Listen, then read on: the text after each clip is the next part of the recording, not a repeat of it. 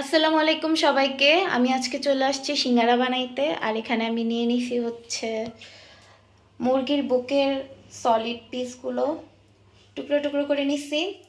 আলু কিউব করে কেটে নিছি, পেঁয়াজ কুচি, কালো জিরা, পাঁচফোড়ন, টেস্টিং সল্ট, তারপরে আমার আম্মুর হাতের বানানো একটা শাহি মশলা আছে, সব ধরনের মশলা দিয়ে এই শাহি মশলাটা করে থাকে, তো ওইটা নিছি। আর এখানে হলুদ, মরিচ আর লবণ, আর এখানে আটা, আর এটা তেল। তো আমার আম্মু আজকে বিকালবেলা ঘুমাইতেছে, তো আমি ভাবলাম বিকালের নাস্তাটা আজকে আমিই তৈরি করি, তো চলে আসলাম। তো আস্তে আস্তে শুরু করি। যে এখানে আমি এখন আটাটা মেখে নিব, তো সাথে থাকেন। এই যে এখানে আটাটার মধ্যে আমি কালো জিরা, লবণ আর রিফাইন অয়েল দিয়ে একটু এরকম টাইপের ঝুরঝুরা টাইপের করে করে নিছি। এভাবে যদি তাহলে এই যে এভাবে যদি এরকম হয় তাহলে এটা অনেক খাস্তা হয়, সিঙ্গারাটা অনেক খাস্তা হবে।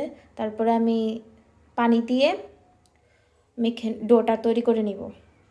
এই যে এখানে আমি ডোটা করে নিছি। এখানে লবণ, কালো জিরা আর তেল আর পানি দিয়ে তো ডোটা করলাম, দেখলেন। তারপরে এখানে আমি এই যে ভিতরের পুরটাও করে নিছি, প্রায় হয়ে গেছে। এখানে আমি ওই যে প্রথমে পেঁয়াজটা ভাজা, তারপরে এর মধ্যে হলুদ, মরিচ, লবণ, ওই শাহি মশলাটা, তারপরে পাঁচফোড়ন, তারপরে একটু আদা রসুন বাটা দিয়ে কষানোর পরে মাংস আর আলুটা কিউব করে যে রাখছিলাম ওইটা দিয়ে দিছি। ওইটা দেওয়ার পরে এই যে এখন রেডি পুরটা ভিতরে। এই যে এরকম আমি একটু খেয়ে দেখলাম, অনেক মজা হয়েছে। তো এখান দিয়ে আমি এখন ডোটা রেডি করে নিই। তারপরে আস্তে আস্তে একটা একটা করে সিঙ্গারা বানানোর পরে ভেজে নিব, তারপরে আম্মুকে দেব। তো সাথে থাকেন। এই যে ডোটা থেকে এভাবে সোজা করে কেটে নিয়েছিলাম, এভাবে পিস করে। তারপরে এই যে এখানে অনেকগুলো বানাইয়াও নিছি ভিতরে পুরগুলো দিয়ে। আমি তো আর প্রফেশনাল না, তো ভালো করে আর শেপটা হয় নাই, বাট তাও মোটামুটি ভালোই হয়েছে, এতটা খারাপ হয় নাই। এই যে এখন ভেজে নিই। এই যে একে একে সবগুলো আমি ভেজে নিচ্ছি, আর ওই দিক দিয়েও বানানো শেষ। আর এগুলো আমি ভেজে নেওয়ার পরে শেষ হয়ে যাবে।